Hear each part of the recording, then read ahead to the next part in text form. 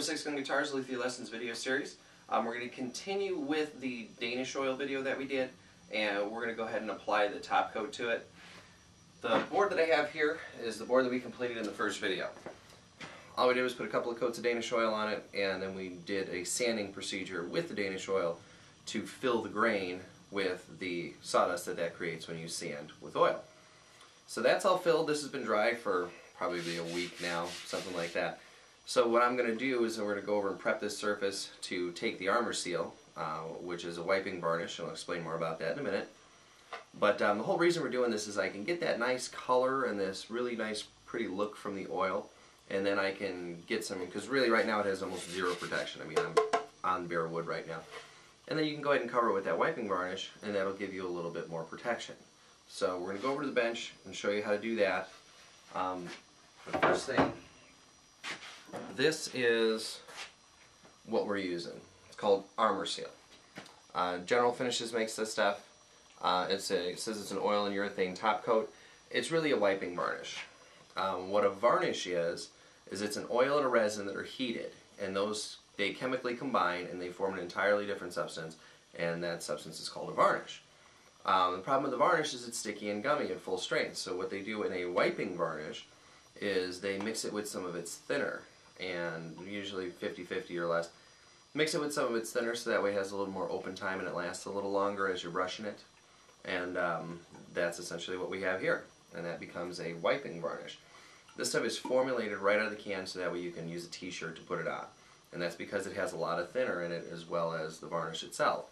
If it was just varnish or a lot more varnish, you wouldn't be able to put it on with a t-shirt, and probably even wouldn't be able to put it on very good with a brush. But really, really easy stuff, really, really easy to use, and will provide you a little bit more protection than just the Danish oil by itself. And this stuff is you can get it in a variety of sheens.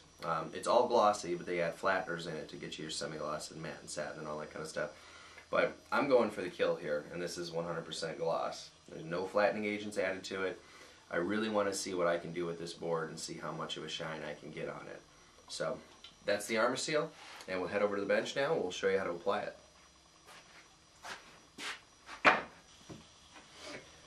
Here's the board, and the first thing that I'm going to do here, just because I can feel that there's still a little bit of nibs on here, and so a little bit of stuff that's kind of left over from when I sanded it with the Danish oil, and I want to get that stuff off obviously before I go with my top coat. So I got some 320, you can use 320, 400, 600, probably really doesn't matter, this is what I've got on hand.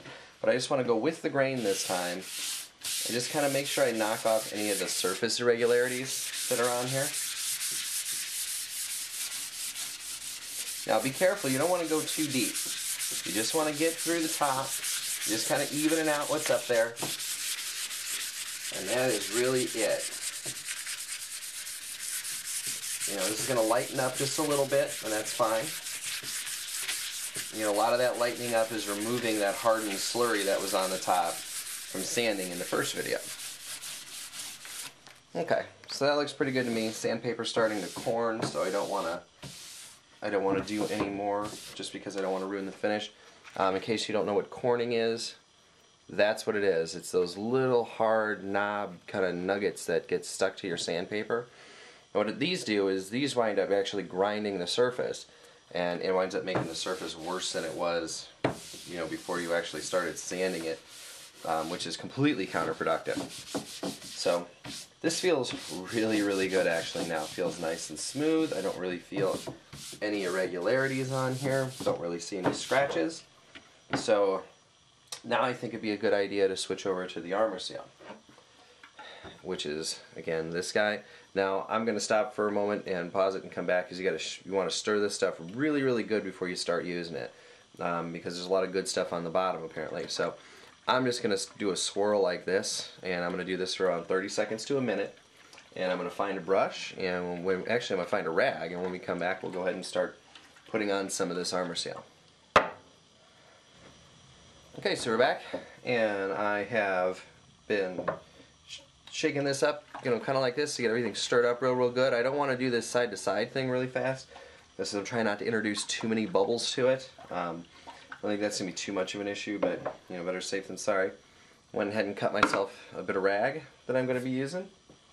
So let's get this opened and start applying it.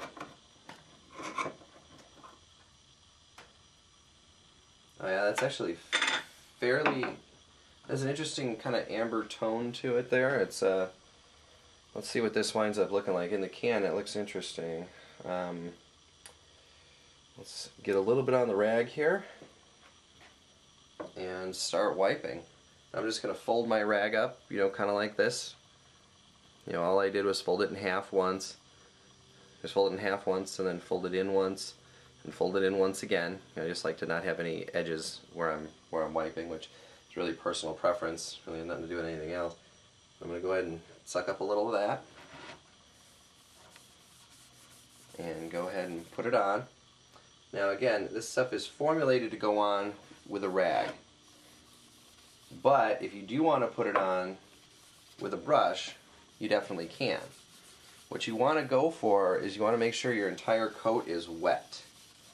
So you want to get it applied and move on to your next area quickly. You really don't want to linger and spend a lot of time going over areas that you've already gone over. Now, the reason you don't want to do that is because as soon as it starts to set up and you hit it again, what's going to wind up happening is it's going to leave track marks and it's going to tack, and it's not really going to fully level between the two of them. So I've got this board completely covered with a nice, even, light, wet coat, and that is all that I am going to do on it. I'm going to put my lid back on here so this doesn't go away. And now, especially with my rag here, because I use a lot of these little rags, what I want to do is I want to take these rags, and when you throw them out, you don't want to cluster them up. Throw them out in different parts of the garbage. Throw them out put them in areas where they can actually evaporate off without being stuck under anything, because these make heat as they cure. So as they absorb oxygen, they make heat, and that's what can make them catch fire. So what I'm going to do is set this one on the top of my garbage can, not touching any other rags, so that way by the time this is dried and good and I'm ready to throw out the trash, I don't have anything to worry about. So put that over here. Now, you can see that we've got one good coat on here. We can already see a little bit of glossiness, and part of that's just really because it's wet. So the dry time on this, according to the can, is several hours. So what I'm going to do is I'm going to let this sit for a few hours and then come back and put a few more coats on it, and then we'll kind of see what happens from there.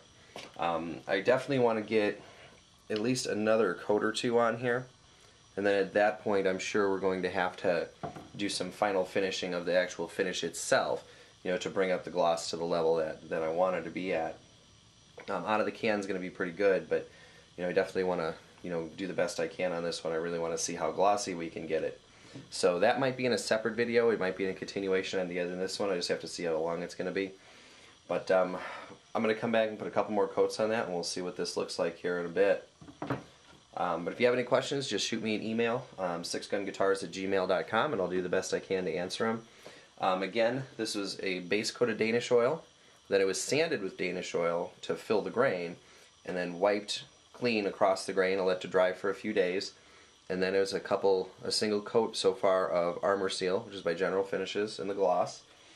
And again, little later on today, I'm going to put another coat on here, you know, once this is dried up.